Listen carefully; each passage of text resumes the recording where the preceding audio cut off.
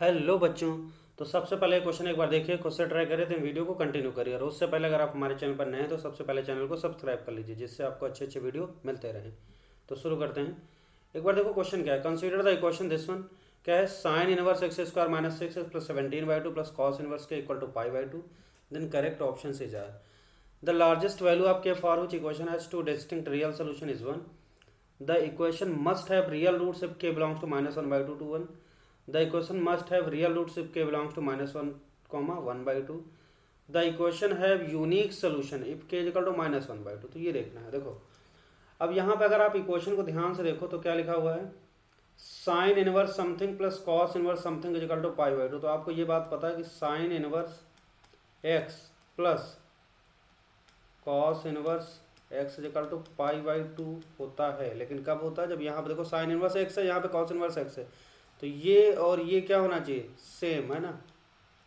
तो sine inverse something plus cos inverse something is equal to पाई/2, something is equal to something होना चाहिए। ठीक, तो यहाँ पे देखो sine inverse something plus cos inverse K equal to पाई/2, इसका मतलब ये चीज़ किसके बराबर होनी चाहिए? इक्वल होनी चाहिए।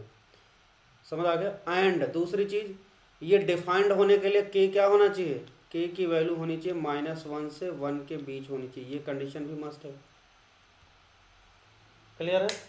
तो के -1 से 1 होना चाहिए और साथ में ये चीज़ इसके बराबर होनी चाहिए। अब इसके बराबर कर देते हैं हम लोग, उसके बाद यहाँ से एक्स निकालते हैं।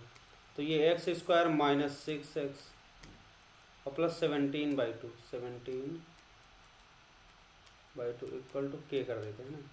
अब ऐसा करने से देखो, अब इसको सिंप्लीफाई करो फर्दर, तो ये हो जाएगा 2x² माइनस 12x प्लस 17 और इधर राइट में हो गया 2k। तो 2 को लेफ्ट में ले आए तो क्या हो जाएगा? -2k equal to 0। तो ये बन गई हमारी क्वाड्रेटिक इक्वेशन एक्स में, है ना। अब इस एक्स के दो रियल रूट चाहिए। मतलब क्या चाहिए? The equation must have real roots. तो रियल रूट्स के लिए आपको पता है क्या होता है कंडीशन? फॉर रियल रूट्स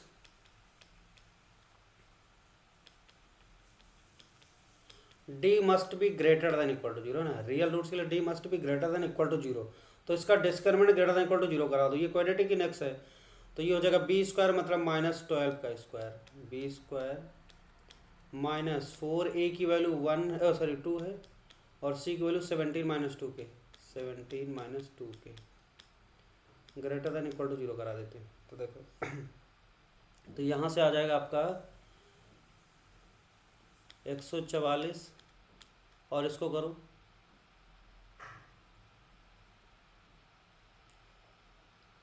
4 दूनी 8 और 17 से मल्टीप्लाई करेंगे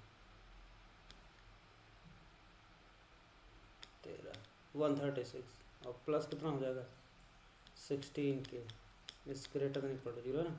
अब 136 माइनस करो जरा 144 में, 36 8 बचा है ना। तो 8 plus 16k greater than equal to 0। तो यहाँ से आ गया k की value greater than equal to -8/16 है ना। -8/16 मतलब 8 दूनी 16। तो k is greater than equal to क्या आ गया? -1/2। k की वैल्यू -1/2 से बड़ी होनी चाहिए। तो यहाँ पे अगर x की दो डिस्टिंक्ट एंड रियल x की दो या एक ही आएगा, रियल वैल्यू आना चाहिए बस, है ना। इसमें रियल की बात कर रहे हैं, तो रियल के लिए d greater than equal to 0 होना चाहिए। तो k क्या होना चाहिए? -1/2 से बड़ा होना चाहिए। साथ में ये कंडीशन भी जरूरी है, k की वैल्यू -1 से 1 के बीच में ही लेना, जिससे कि डिफाइंड भी रहे। ठीक, तो फाइनल इसका इंटरसेक्शन कर लेते हैं। देखो तो ये हो गया हमारा -1/2 से बड़ी वैल्यू इधर चला गया और -1 से 1 यहाँ पे देखो, तो ये -1 से कहाँ चलेगा?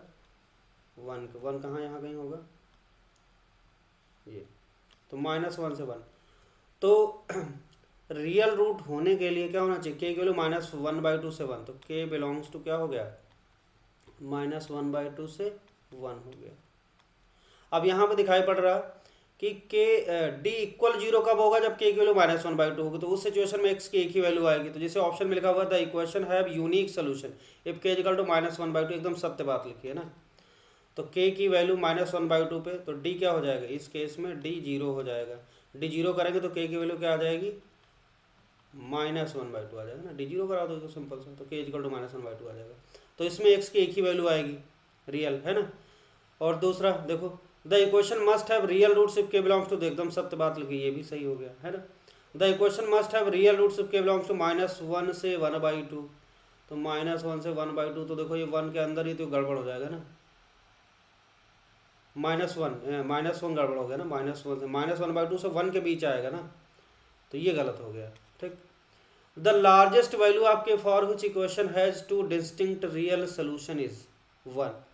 तो देखो इसमें k की वैल्यू -1/2 से 1 पे क्या आएगा, रियल सोल्यूशन आएगा, और -1/2 क्या आएगा, मतलब ये दोनों इक्वल आ जाएगा, मतलब एक ही आएगा, ये एक ही सोल्यूशन आ जाएगा ना। तो आपको ये देखना कि हाईएस्ट वैल्यू k की क्या ले सकते हैं 1, तो इस पर क्या होगा, अगर k की वैल्यू -1/2 से बड़ी होगी 1 या 1 से बड़ी है, सॉरी 1 के बराबर या 1 से छोटी होगी, तो क्या होंगे, रियल एंड डिस्टिंक्ट सोल्यूशन आएंगे। तो इसमें 2 रियल एंड डिस्टिंक्ट सोल्यूशन मिलेंगे, तो उस समय k की हाईएस्ट वैल्यू हम ले सकते हैं 1, तो एकदम सही बात लिखी हुई है ना। अगर आपको चेक करना तो चेक करके देख लो, k की वैल्यू 1 डाल के देख लो, तो k की वैल्यू अगर 1 डालेंगे तो इसका d देखो आप ऑटोमेटिक क्या आ रहा है, पॉजिटिव आ रहा है। अगर k की वैल्यू उसमें 1 डालें तो दिख रहा है, देखो यहाँ यहीं पे डाल दो, d निकाला ना हमने, k की वैल्यू 1 डाल देते, तो 8 + 16 है ना इंटू 1, k की वैल्यू 1 से बड़ी डाल भी नहीं सकते हैं, तो 8 + 16 पॉजिटिव आ गया, तो d पॉजिटिव होने का मतलब x की 2 वैल्यूज आ गई, तो ये वाला ऑप्शन सही हो गया। तो इस तरीके से इसका कौन कौन सा ऑप्शन करेक्ट हो गया, पहला, दूसरा और चौथा ऑप्शन करेक्ट हो गया। Okay, thank you.